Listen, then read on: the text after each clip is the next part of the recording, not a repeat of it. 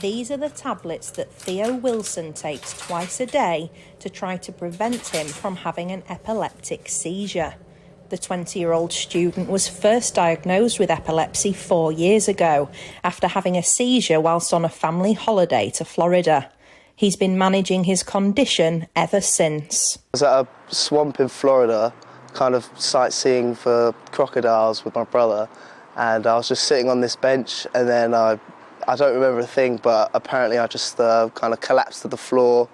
My muscles started tensing, I started convulsing, not really breathing right, my face turned blue, and it was only then when my dad saw that happening, and surprisingly, it was a good thing that he actually recorded me, and then we showed it to the doctors in America, and they said, yeah, that's definitely epilepsy. As well as taking medication, Theo drinks lots of water, has a balanced diet, and tries to get plenty of sleep to help reduce the number of seizures.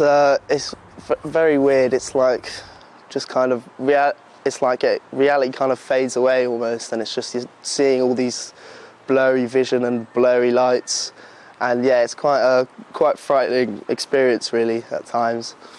I really just want to go a year without having a seizure so I can start to learn how to drive. But yeah, it's just taking it a day at a time, not being risky with my illness and just kind of playing it safe, really.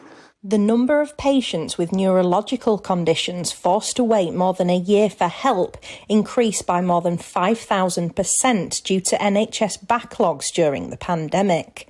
Nicola Swanborough from the Epilepsy Society says the charity is still supporting people now who are waiting to be diagnosed. You know that people are having to wait a long time in between health appointments, and we've heard from quite a few people who've said that they haven't even had a proper diagnosis. They've been having seizures and they haven't been properly diagnosed. That hasn't gone through. So they haven't been getting the help that they need.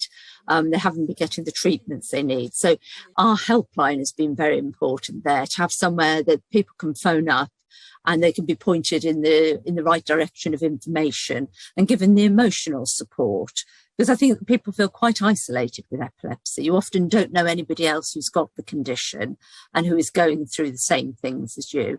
And even if you do know somebody else with epilepsy, your epilepsy may not look like somebody else's. Theo also hopes to raise awareness of epilepsy and is currently studying sports business management at Leeds Beckett University with the hope of becoming a football agent.